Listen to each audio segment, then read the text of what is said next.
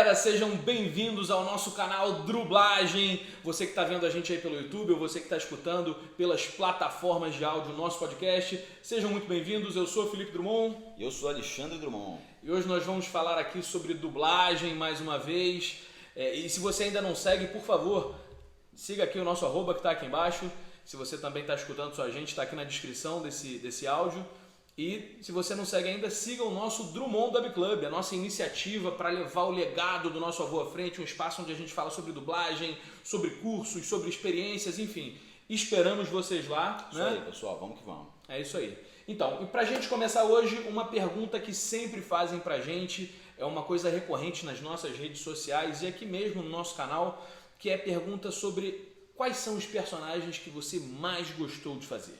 É verdade. E aí a gente hoje, o que a gente vai fazer aqui? A gente vai falar primeiro sobre o personagem que mais marcou a gente em termos de repercussão, que vocês falam muito, que vocês mandam mensagem, que vocês falam e tudo mais, e um outro que marcou a gente como ator, como dublador. Né? Então a gente vai falar um pouquinho sobre o nosso processo também, como foi importante e como é diferente. Né? Às vezes o que faz mais sucesso não quer dizer que foi o que deu mais trabalho e por aí vai. Então a gente vai tocar nesse assunto aí com vocês hoje. Exatamente. Às vezes o que marcou a gente nem é tão conhecido do grande público, mas é um trabalho que traz uma satisfação artística, uma satisfação pessoal enorme pra gente. Então é bacana, a gente queria dividir isso com vocês. É verdade, é isso aí. Então vamos começar.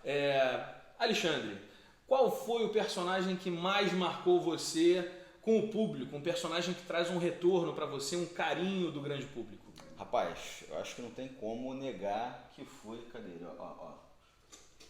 Esse cara aqui, ó. Esse cara Flash! Aqui, com certeza foi o mais marcante para mim, para minha carreira como dublador, porque foi uma repercussão muito grande, né? Quando eu comecei a fazer ele, eu não tinha ideia de que seria, né, uma coisa tão longeva, né, que durasse tanto tempo.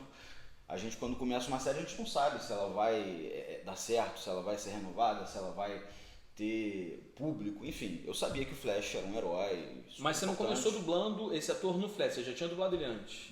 Boa, Felipe, isso aí realmente é importante. Eu já tinha feito ele antes numa outra série chamada Glee, que é uma série sobre musical, tudo mais, de escola. Adorava Glee. Era legal, né? Você fez também, né? Eu fiz também o personagem no Glee, adorava. Eu sempre gostei de musicais e tudo mais, e Glee era fantástico. Foi maneiro. E aí é ali que eu dei o pontapé para ser o Flash, porque é ali que eu comecei a dublar esse ator. E aí depois, uma aparição pequenininha que ele teve no Arrow, que é uma série que é do mesmo universo do Flash, sim, me chamaram novamente para fazer porque eu já tinha feito ele no Glee. Então foi uma participaçãozinha, que ele era um cientista, que eu acho que foi bem naquela cena que ele leva o raio na cabeça, sim, e tudo mais. Isso é bacana também a gente falar.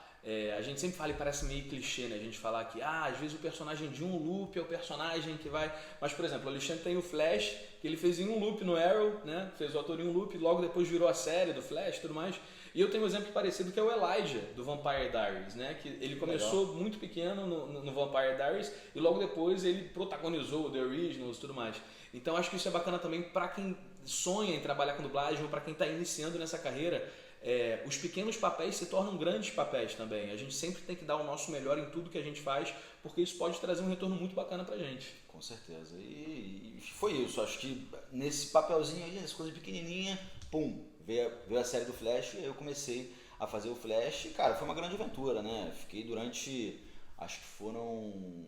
Não lembro quantas temporadas foram certas, foram 6 ou 7, 8, enfim, foram muitas temporadas, eu sou péssimo, minha memória é horrível, desculpa. Mas foram muitas temporadas. Então, fato é que foi um personagem que marcou minha vida assim durante bastante tempo e até hoje, com certeza, é o personagem que mais mandam mensagens, tanto elogiando meu trabalho, tanto fazendo umas brincadeiras. Enfim, tem sempre ali algumas coisas que a galera faz, mas... O fato é que ficou no imaginário da rapaziada, da galera, então isso que é o mais importante. Então, esse foi o meu personagem mais marcante. Agora eu passo a bola pro meu irmão. Qual foi pra você, Felipe, o personagem mais marcante pra você em termos de público, assim, que a galera mais falou? É engraçado, né? Eu acho que todo mundo que trabalha com dublagem pensa no dia que alguém vai chegar e falar assim: mas você dubla com quem? Você vai falar uma coisa e a pessoa vai saber, vai falar: nossa, eu não acredito, né? E você acho que você vive uma ansiedade enquanto você começa a dublar. Porque é uma coisa meio incômoda alguém chegar e falar assim: você dubla só assim, eu faço umas coisinhas, estou começando e tal, né? E aí quando o Júnior do Eu, a Patroa e as Crianças foi o primeiro personagem que eu tive que me trouxe esse reconhecimento, né? na época eu estava na escola ainda, eu era muito mais novo. E aí as pessoas assistiam Eu, Patroa e as Crianças todos os dias, antes de ir para a escola ou depois que voltava da escola, na hora do almoço. Então, ter esse reconhecimento dos colegas na escola e tal já foi muito bacana. E até hoje, é muito engraçado porque já tem a nova geração e tal que nem consome tanto Eu, Patroa e as Crianças, mas muita gente vem falar comigo assim, olha tio, o meu pai adora o Júnior do Eu, Patroa e as Crianças. Isso dá um peso da idade, né? Mas que a gente tá ficando velho. Exatamente, mas marcou uma geração, né? Uma geração que gostava muito de assistir o programa. E é um personagem que eu guardo com muito carinho porque a gente brincava muito em estúdio, a gente teve uma liberdade criativa muito bacana no estúdio, e eu guardo com muito carinho. Eu acho que o Júnior é o personagem que o pessoal até hoje tem um carinho enorme, e eu tenho um carinho enorme por ele por ser o primeiro, né? Por ser o primeiro que me trouxe esse retorno do público. Agora vamos para a segunda parte, que na sua satisfação pessoal, na sua satisfação artística, qual é o ator ou personagem que você mais curte? Olha, isso entra naquilo que a gente está falando, né? Nem sempre o que a gente mais gosta é o que dá mais repercussão, é o que dá mais público, assim, né? Que as pessoas vêm e falam. Para mim, na verdade, tem 2 atores que eu sou apaixonado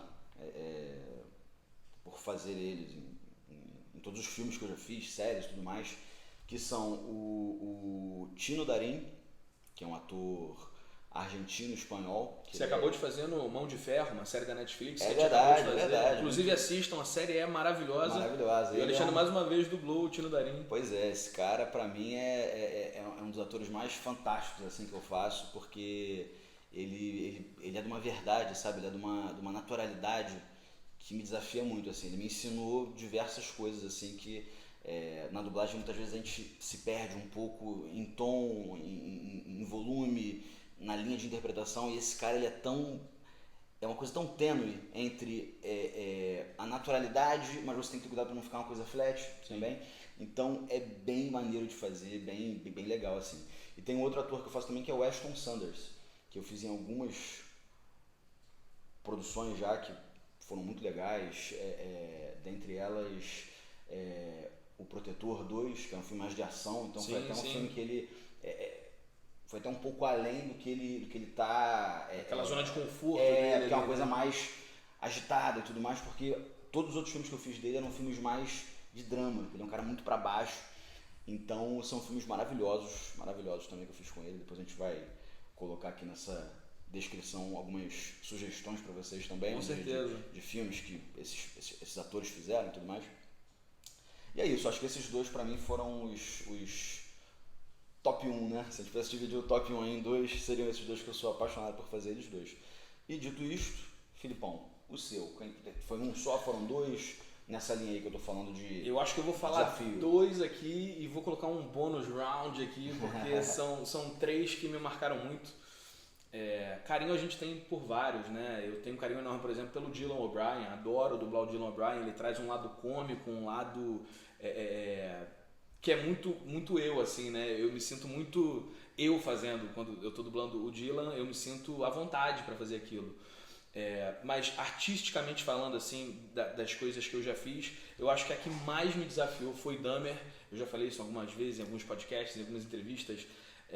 Com certeza, só um adendo aqui, não é porque é meu irmão, mas sem dúvida foi um dos trabalhos mais brilhantes que eu tive o prazer de acompanhar, de ver de perto e ver a dedicação desse cara, a paixão que ele estava fazendo aquilo. Então não tinha como o resultado não ser fantástico. O Alexandre me guiou nessa maravilhoso. Porque essa série, eu fui o diretor de dublagem da série, mas aí nas cenas em que eu dublava, eu precisava de um norte, né? Eu precisava de uma direção ali.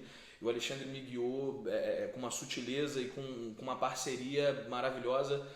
Mas Dahmer especificamente exigiu muito, tanto pela carga emocional e a carga pesada do personagem e tudo isso, mas pela interpretação absurda do Evan Peters, que ficou...